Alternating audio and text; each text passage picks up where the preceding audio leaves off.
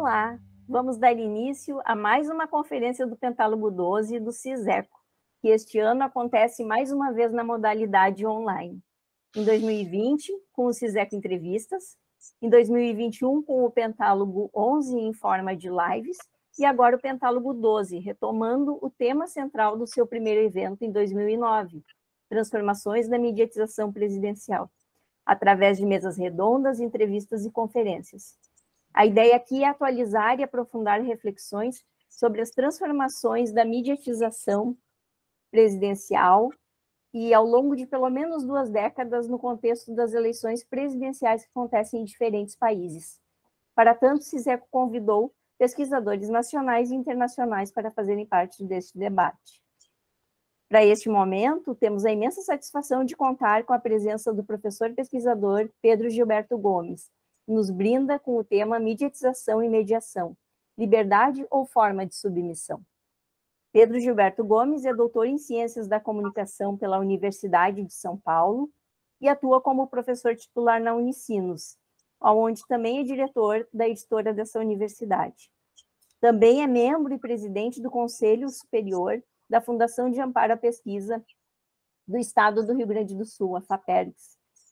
E para aprimorar essa nossa conversa, também está conosco o jornalista e pesquisador Marcelo Igor de Souza. Marcelo é doutor em Ciências da Comunicação pela Unicinos e atua como jornalista na Universidade Federal do Rio Grande do Sul. Sendo assim, agora eu passo a palavra ao professor doutor Padre Pedro Gilberto Gomes para que faça sua exposição e, na sequência, a gente vai fazer uma conversa sobre o que foi colocado. Certo, Padre Pedro? Obrigada por aceitar o nosso convite. Seja bem-vindo e a palavra é sua. Obrigado, Aline. Minha saudação também a quem vai nos estar assistindo no CISECO. Um prazer te rever, Marcelo. Coisa boa. Tá?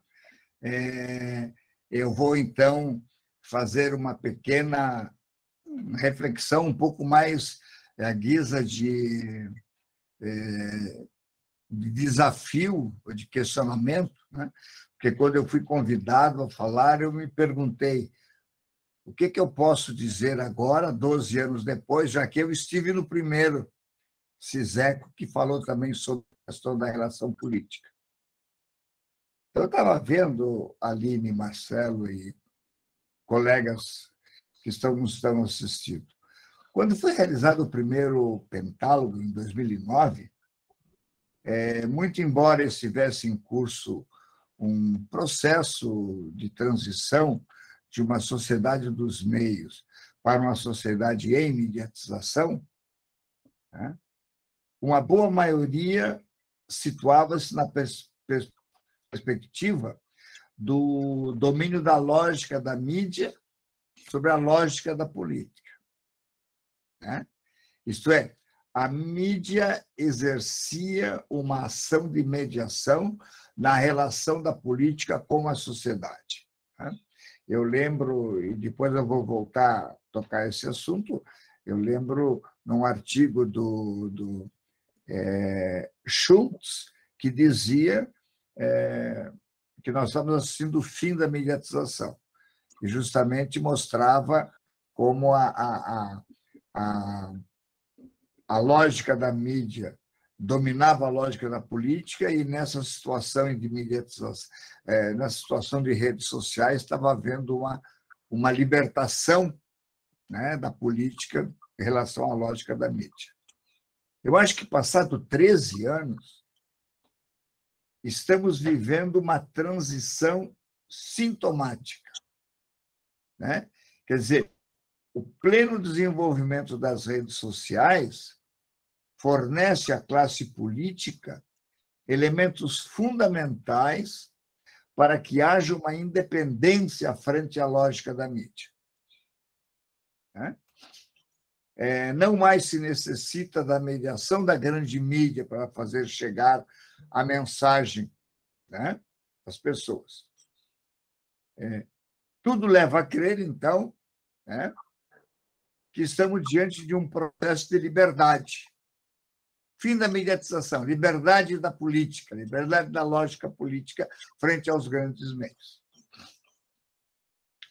Entretanto, a disseminação indiscriminada das fake news traz para nós um questionamento, né, que não quer calar, que eu coloco no título: liberdade ou outra forma de dominação? Esse dilema a gente vai explorar, então, nessa questão, nossa contribuição para o 12º Pentálogo. Eu diria o seguinte: é certo que a classe política possui uma certa independência frente à lógica da mídia. Mas isso significa mais liberdade? É verdade, né, que a manifestação da classe política sobre determinados assuntos vem primeiramente expresso por intermédio de redes sociais. Mas tem algo aqui que é fundamental.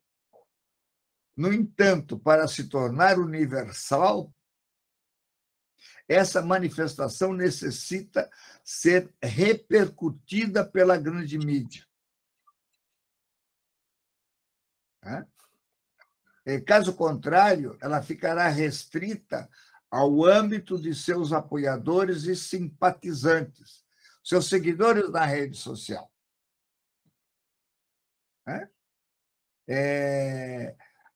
Nesse sentido, eu diria que a palavra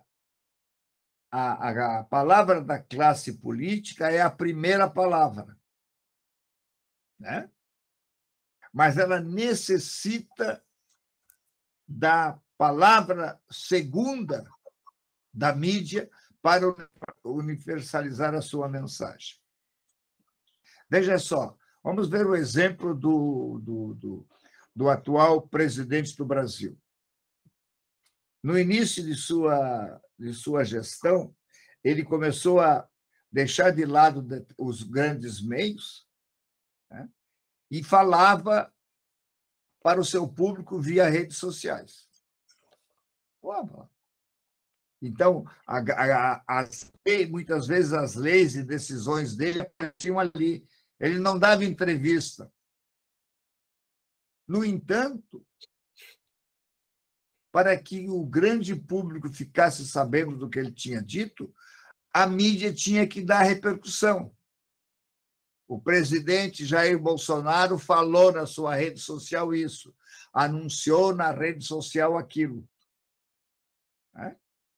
E nós estamos vendo agora, né, que, aproximando-se a campanha, na sexta-feira recomeça a nossa... eu estou usando sexta-feira, não é? Dia 26 de outubro, né? De agosto, começa a campanha política. E a gente vê sensivelmente o presidente Bolsonaro se aproximar da grande mídia. Esteve no Nacional, deu entrevista para a Globo, falou no UOL, enfim. Por quê? Porque se ficar restrito à sua própria rede social, ele não terá universalização. Nesse caso, há sempre o imperativo da mediação mediática para corroborar o que é manifestado nas redes sociais. Então, e eu acho que, por enquanto, e parece que não há perspectiva imediata de mudança, a palavra segunda da mídia como mediação ainda mantém a dominação da relação com a sociedade civil. Então, pessoal, não, nesse sentido, o pressuposto do Schultz, eu tenho duas críticas ao Schultz. Primeiro, é que a situação não diz o fim da mediatização, mas diz o fim da mediação. Ele estava dizendo, não, o que ele diz que é mediação, ele diz que é o fim. E a segunda crítica é não. Não, não, não, não.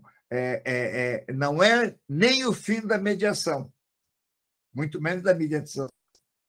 Por quê? Porque a liberdade advogada pela política, pela classe política, não acontece.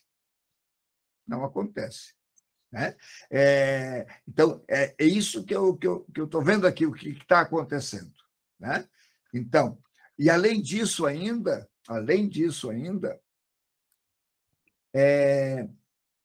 quem usa as redes sociais não tem o controle de como vão reagir as pessoas que acessam essa rede social, nem aos seus próprios correligionários.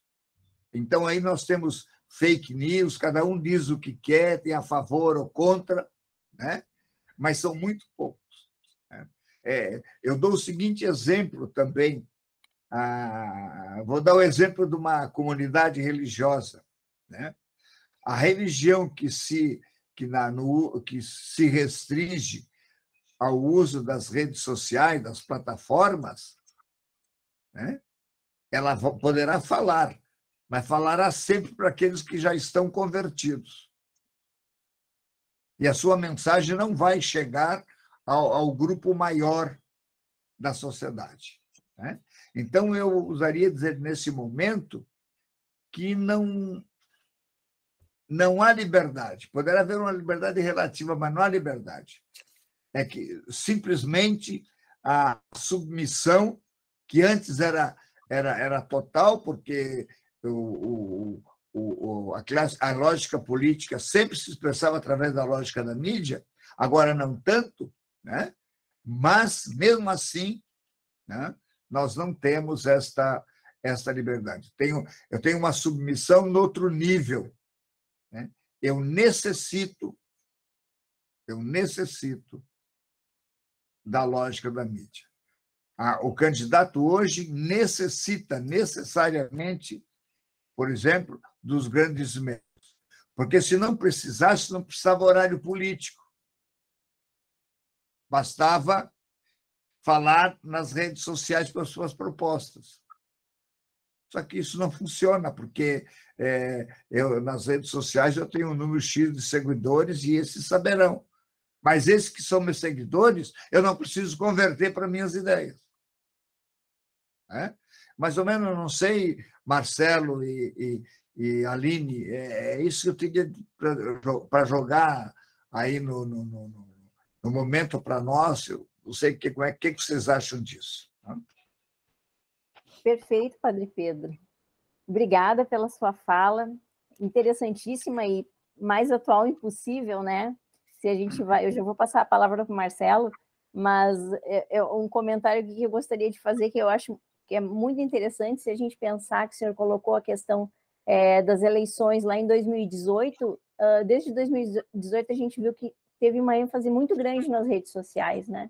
E parece que as eleições, a campanha toda foi feita através de redes sociais, e inclusive essa questão das fake news, né? O jornalismo hoje parece estar fazendo um outro papel, que não é só de informar, mas também de desmentir aquilo, de dizer o que é, separar o que é verdade daquilo que é mentira. Então, o jornalista hoje, ele não apenas informa, mas ele tem que... ele tem que oferecer um pouco do tempo dele justamente para desmentir aquilo que, inclusive, autoridades às vezes trazem, né? Que não seria, na verdade, o papel do jornalista. E isso transformou também o papel do jornalista, a gente vê. E essa questão também da relação dos meios digitais hoje com aqueles que a gente chamava de tradicionais, vamos dizer, a televisão, por exemplo, né? Então, porque quando a gente pensa nos meios digitais, parece o aumento de bolhas é muito expressivo, né? E como bem o senhor disse, hoje, se pensar em candidaturas, a televisão ela é muito necessária, embora se saiba que a televisão se faz em diferentes lugares. Até fazer um comentário sobre a campanha eleitoral, né, durante esta semana, que hoje é 24 de agosto, durante esta semana, o Jornal Nacional, o jornal de maior audiência no país, está fazendo entrevista com todos os candidatos à presidência, né? E a gente acompanha a entrevista tanto pela televisão quanto pelas redes sociais.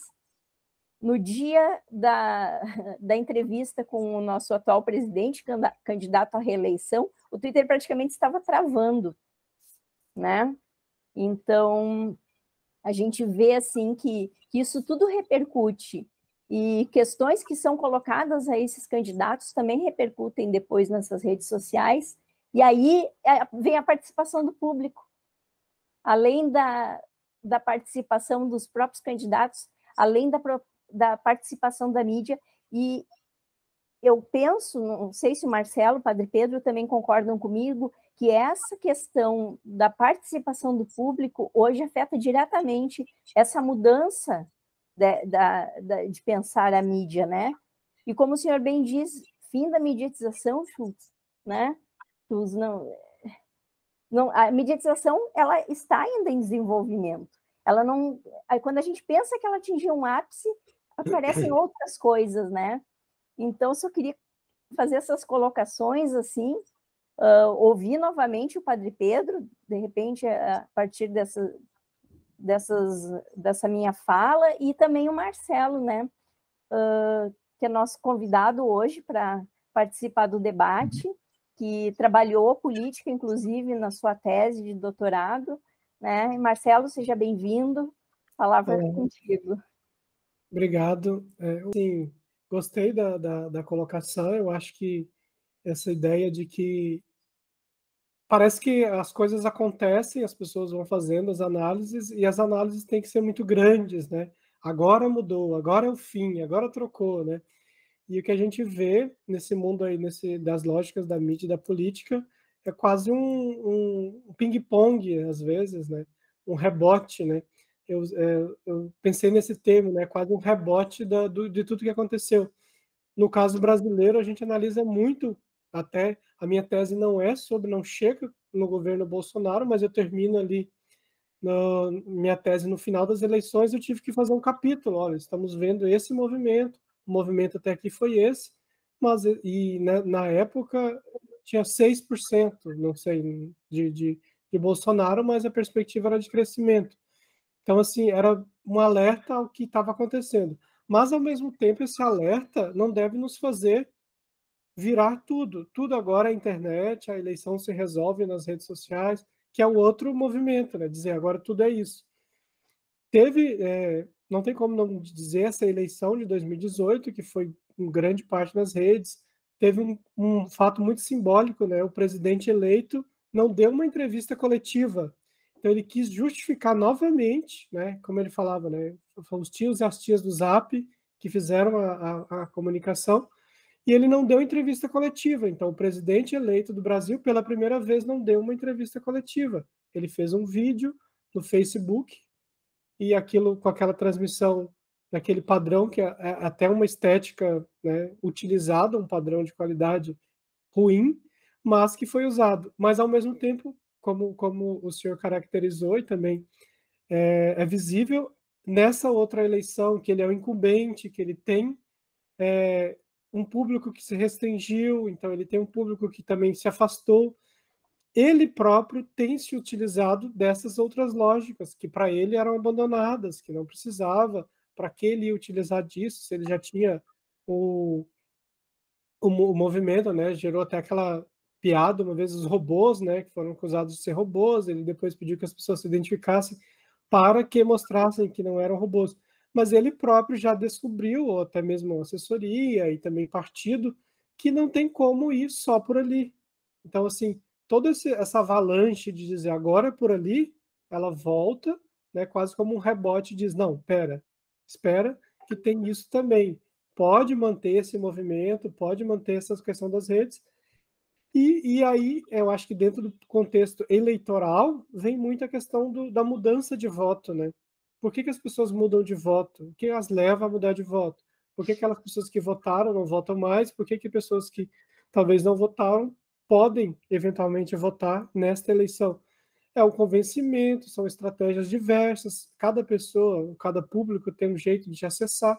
Então, assim, a gente visualiza muito mais nesta eleição, eu sei que o CISECA não é sobre a eleição, é sobre presidencial, mas não tem como não falar desse aspecto, né? Como foi falado pelo Padre Pedro, começa o horário eleitoral na TV, no rádio, né? Então, assim, ainda são coisas que estão aí, são coisas que são importantes. Eu tenho certeza que os políticos não vão dizer, não preciso do tempo de TV, não preciso do tempo de rádio. É uma coisa brigada, vai aqueles 7 segundos, 10 segundos que sejam, são utilizados, né? Porque é a questão do alcance. E como a Aline falou também, a multiplicidade, né? É um vídeo que está na TV, é uma entrevista que é realizada num programa de audiência na TV, mas que ao mesmo tempo está nas redes sociais, é compartilhado, é debatido. Então, assim, essa ideia que o senhor traz de, olha, vamos ficar atento que não é tanto para lá, nem tanto para cá, nem o fim disso, nem o fim daquilo, é um alerta muito importante para as pessoas que talvez sejam mais efusivas e dizerem que agora acabou, agora, né? Agora funciona assim, né? Que são aqueles discursos muito apocalípticos, né?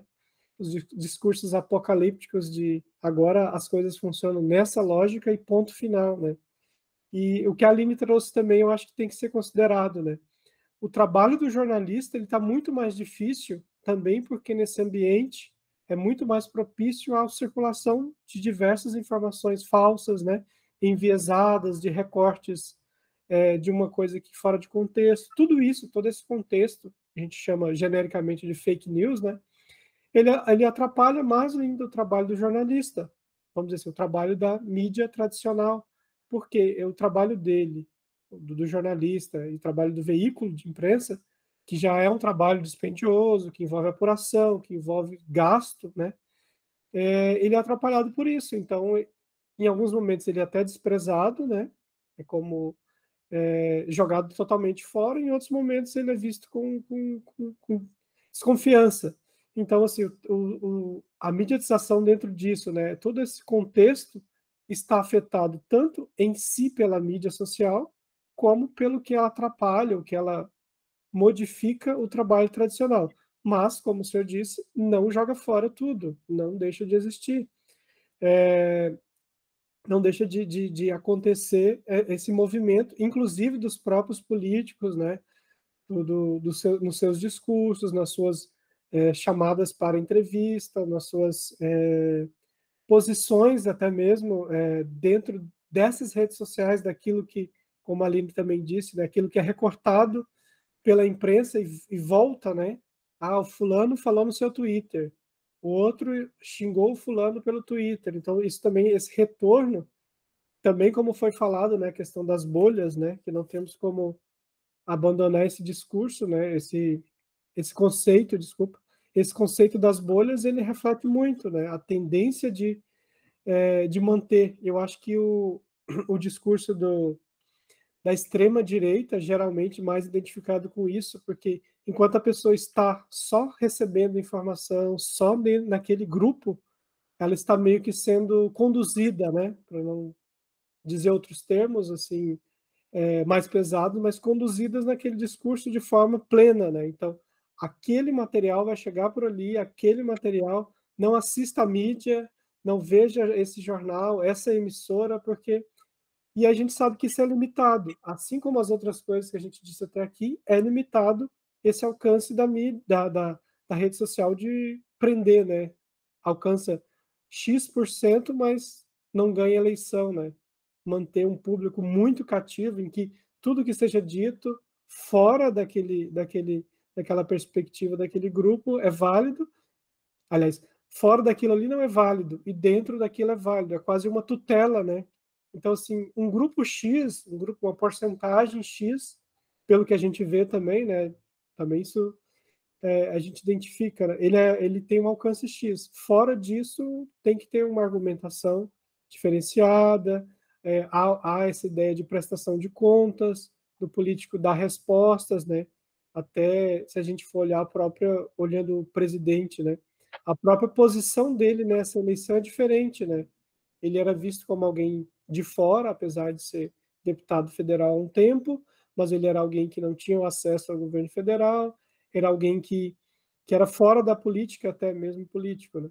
E agora não, agora ele é o presidente, então ele deve satisfação, ele tem um outro... E aí até o uso que ele está fazendo recentemente dos mídias, das mídias, né, das mídias tradicionais, né, nessa questão que você falou de entrevistas, de participar, de estar nos canais de TV aberta, né, e isso é bem visível nessa postura dele, de se posicionar entendendo que esse meio é importante, né, valorizando aquilo que ele desprezou no final da eleição de 2018, quando ele ganhou e nem deu entrevista coletiva, é o que ele está fazendo agora. Eu tenho certeza que se ele ganhar, ele vai querer, né? Já vai estar uma diferente essa posição dele, né?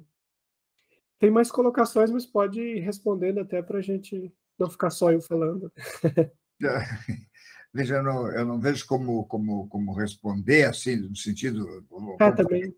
ping-pong, não. Eu estava. Tem uma dinâmica na sociedade que a gente tem 3 polos, né? O polo A, o polo B e o polo C, né? Então, os dois, o polo A e o polo B, eles estão, digamos assim, solidificados, né? Os correligionários do polo A, né, se mantêm fiéis, assim como do plano B. E todo o trabalho que eles têm que fazer é conquistar o C. O C é o fiel da balança. Para onde pesa o C é que vai ganhar, né? Eu me lembro que quando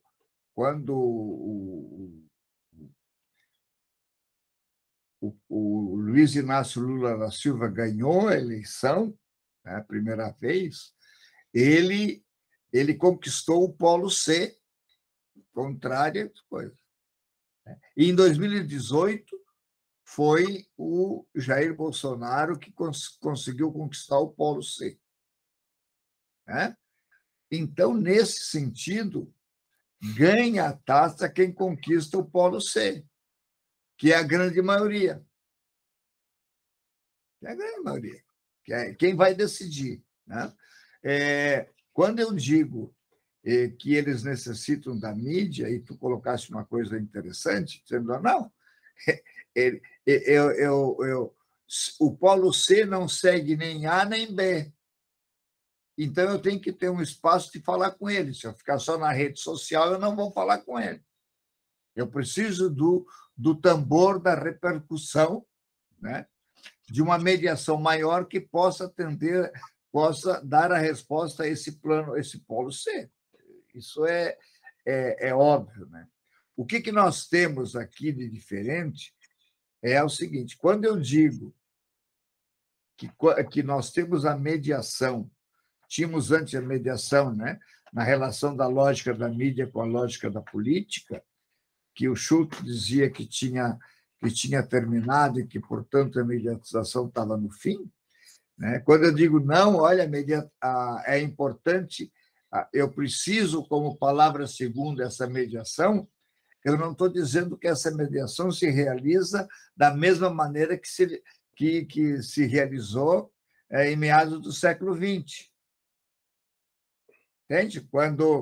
Quando o Schultz escreveu a sua reflexão a partir da cobertura das eleições italianas.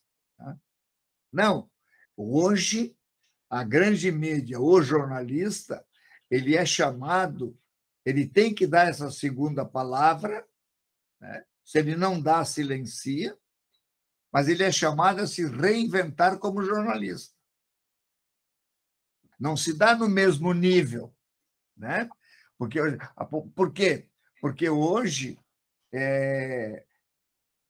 mesmo que a grande, mesmo que nas redes sociais aquele polo C não assista nem A nem B, ele tem um outro fundo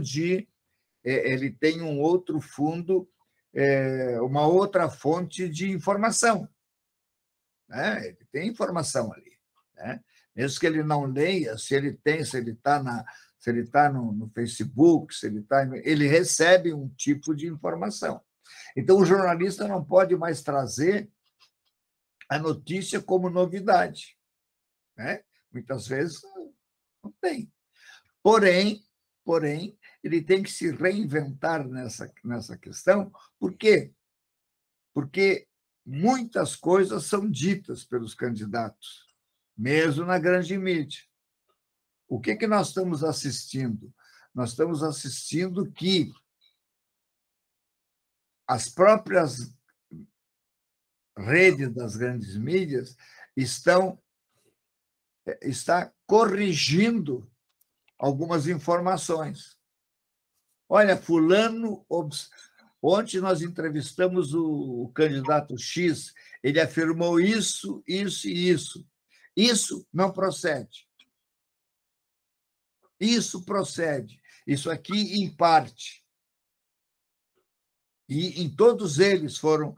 Eu estava lendo hoje, o UOL, comentando, olha, aquilo que foi afirmado na entrevista de ontem não é bem assim. Ou no rádio também. Quer dizer, então, nesse ponto, há um tipo de interação que é uma coisa bem mais antiga, que se chama, que Maria Cristina Mata dizia que havia um deslocamento da praça para a plateia, né? Analisando as eleições na Argentina, que os grandes comícios estavam sendo esvaziados e o pessoal, em vez de estar no palco dos acontecimentos, eles estavam na plateia.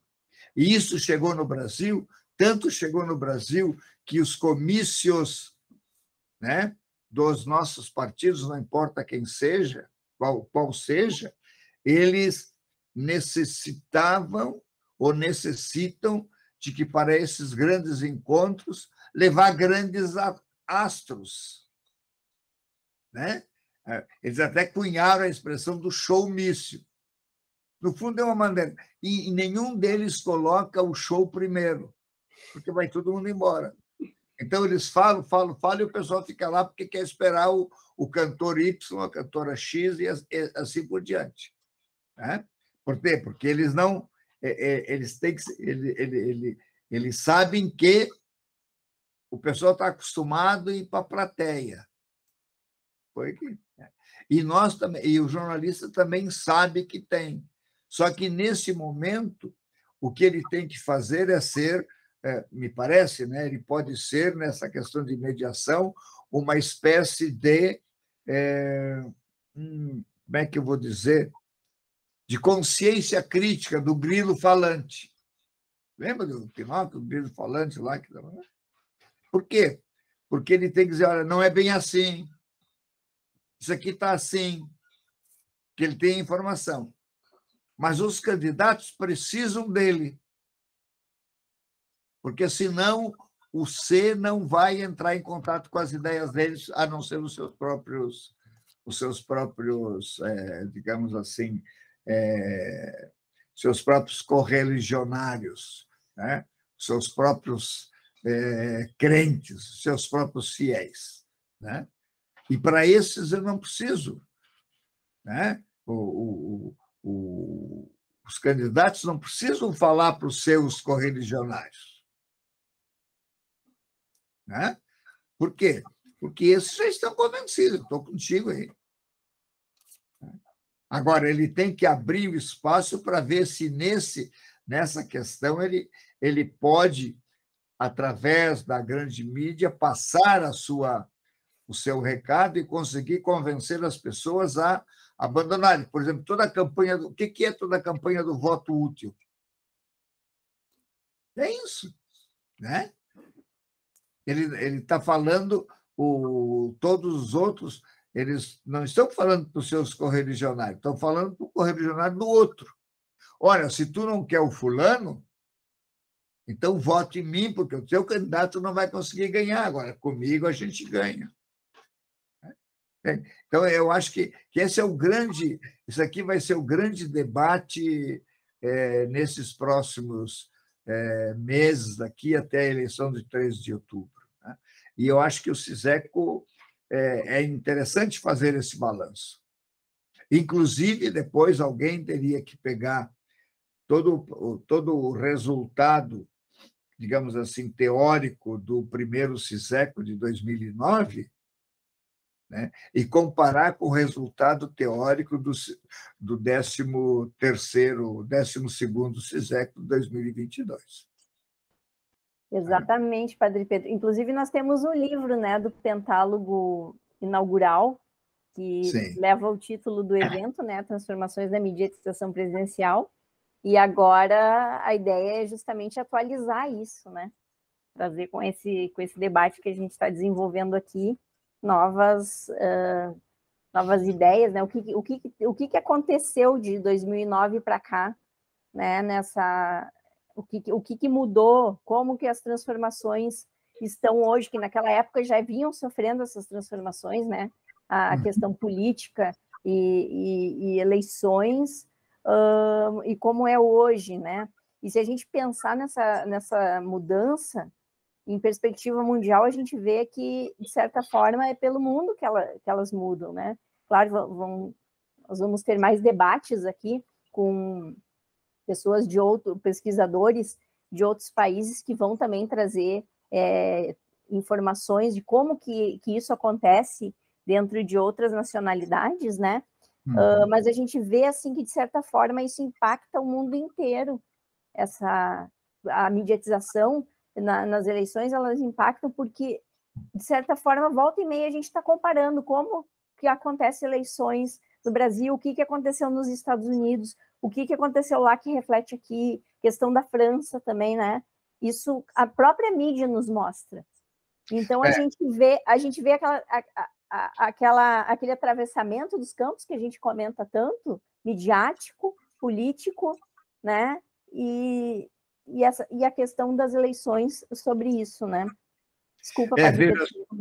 Não, veja só, estava falando assim, quando nós realizamos, em 2009, o primeiro Pentálogo, que discutimos isso aqui, o pessoal veio discutir também a questão da lógica da mídia, lógica da política. Eu me lembro que foi analisado profundamente todo o trabalho do Sarkozy na França, né? Provavelmente, não lembro que alguém da Argentina também, mas essa relação era num nível. O que nós estamos vivendo hoje é o nível que aparece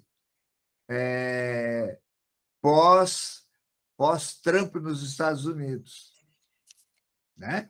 Aquela questão de Cambridge, né? Aquele famoso grupo, né? Que influenciou e que trabalhou de uma outra maneira, trabalhou realmente com inverdades. Né? Nos Estados Unidos, Trump foi terrível, mas aqui também o nosso candidato foi terrível, trabalhando com inverdades, e na Europa também, e na França também. Então, essa mesma relação da mídia com a política, ela se dá hoje em outro nível. Eu ousaria dizer, né, correndo o risco de ser apedrejado, que hoje ela se dá no nível da mentira. É aquela questão que, voltando ao que o senhor comentou, né, ao trabalho do jornalista hoje, que o senhor bem colocou antes, o jornalista hoje não está trazendo novidade, ele está preocupado em apurar os fatos, porque o furo jornalístico ficou para trás. O que interessa agora é dizer se candidato X ou Y disse é verdade ou não, né, comentar sobre isso. Eu acho que a coluna jornalística tá muito em evidência por causa disso também, né? Os colunistas, então, mas é a apuração de fatos no sentido de dizer o que é verdade e o que não é, né? Marcelo ia fazer algum comentário? Sim, o senhor falou do termo, né, palavra segunda da mídia, né? E também se referiu à questão da checagem, né, desse trabalho que hoje em dia já tem grupos, né, jornalísticos especializados na checagem.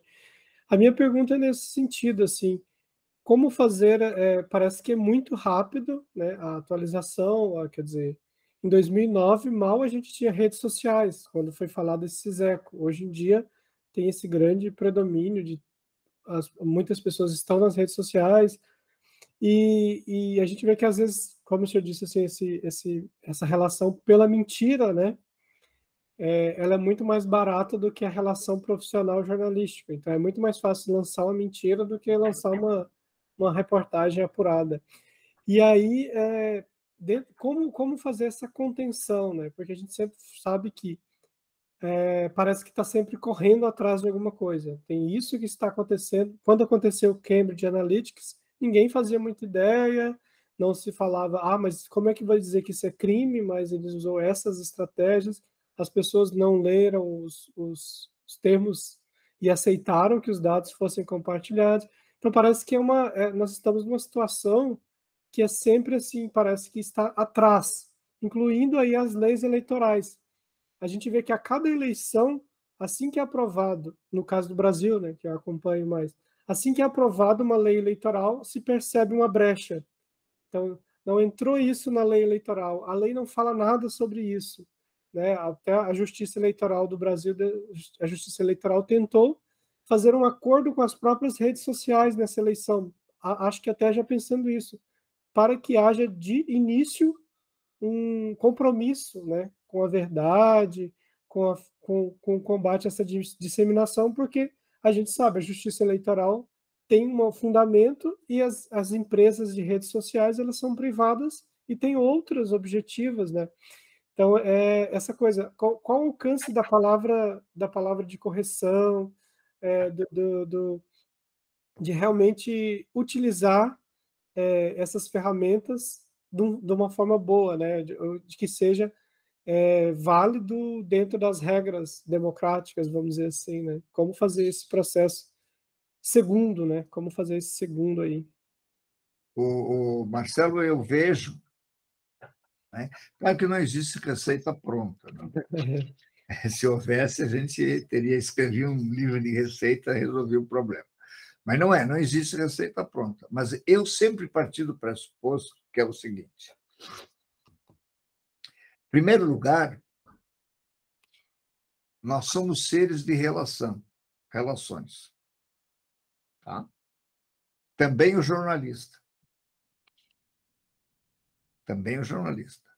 O jornalista também tem convicções políticas. Né? Então, a primeira coisa que tem que ser feito é que eu vou dizer ele tem que, mas não é, eu não estou fazendo isso aqui como imperativo moral, né?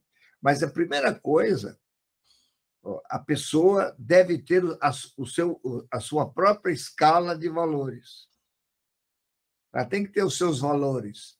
Ela tem que ter aqueles limites aos quais ela não vai ultrapassar. Né? Então, eu podia dar uma série de exemplos de jornalistas aqui no Rio Grande do Sul, né? Que perderam o emprego, mas não ultrapassaram esses limites. Né? Não manipularam as coisas. Então, isso é uma função, quer dizer, ter essa escala de valores. E segundo, é reconhecer que, sendo ele um ser de relações, ou ela um ser de relações, né? Ela não é a palmatória do mundo, quer dizer, ela não sabe tudo. Né? E tem que se deixar, digamos assim, reconhecer, né, que necessita de uma consciência crítica para ver como é que está a sua atuação. Né? Veja só, hoje não existe mais o bordão do jornalista, o público quer saber. Quer saber quem, cara pálida? Quem te disse que o público quer saber? Não existe mais espaço para isso. né? O público quer que tu caminhes com ele, usando uma metáfora da floresta, né? Caminhos com ele, mostrando, ou deixando ver quais são os carvalhos e quais são as macegas. Né? Então, mais como alguém que caminha junto, refletindo e sendo uma espécie de espelho. Fulano disse isso, veja. Aqui tem isso, isso, isso. Quer dizer, então, é uma reinvenção do jornalismo noutras bases, embora ele não deixe de ser jornalista. Mas o pressuposto fundamental, tá, é ele ter o seu esquema de valores, ter os seus limites, ter aqueles pontos da onde ele não arreda pé, né? A linha a qual, né, ele não ultrapassa, porque ele sabe o que está fazendo. Né? Então, não eu não posso ser amigo do rei, né? Não, o cara me prometeu um cargo de chefia no seu gabinete de comunicação, então eu vou... Não, cara, não é isso. Você é jornalista e você olha e vê e diz, não, para um pouquinho, aqui não. Mas você não vai dizer o que o público quer saber. Você vai ver o que o público está fazendo, não sei, sabe, aqui a gente também especula um pouco, né? Mas eu vejo assim. Tá? Certo. Marcelo, tem mais algum comentário? Deixa eu ver aqui. Que a vontade é de passar a tarde conversando com vocês, mas a gente também tem um tempo, né? Eu acho que assim, essa segunda pergunta aí até não é tão foco, né, da pesquisa do professor, mas só para a gente acrescentar um pouco, né? Eu acho que no começo já ficou bem claro, né, qual é a perspectiva, por onde é que tentar avaliar, fazer, repetindo aqui, né, fazer esse jogo aí, né, de análise de como era em 2009, né, naquele primeiro CISECO, primeiro pentálogo do CISECO, como é que é a visualização, e já havia uma visualização de algumas mudanças, né, e eu acho que a constatação, talvez, de 2022 seja essa de que outras mudanças estão vindo, mas não é uma onda que leva tudo que tinha, né? É uma onda que faz sobre aquela, acima daquela outra onda, e que vai mexer, e como a gente viu durante esse tempo aqui, mexe com muitas coisas, né? Mexe com aquilo que está estruturado, com aquilo que está encaixotado, entre aspas, ou que as pessoas achavam que estavam encaixotado. Que quem tivesse, até pouco tempo existia esse discurso, né? Quem tem mais tempo de TV tem uma vantagem, uma grande vantagem, né? Então, a gente já sabe que não tem alguma vantagem, mas ele não tem toda a vantagem, ou não tem uma esmagadora vantagem, né? Então, analisar, como é a proposta do texto, o que aumentou, o que diminuiu, o que cresceu, o que encolheu e o que mudou de fato, né, nesse contato da política, né, dentro no contexto de mídia, né, dessa relação, né, que é o termo também que o senhor usa bastante, essa relação aí da mídia com a política, e quem cede, quem ganha espaço, quem se modifica, né? Eu acho que meio que está bem claro qual é a perspectiva, e parabéns ao professor.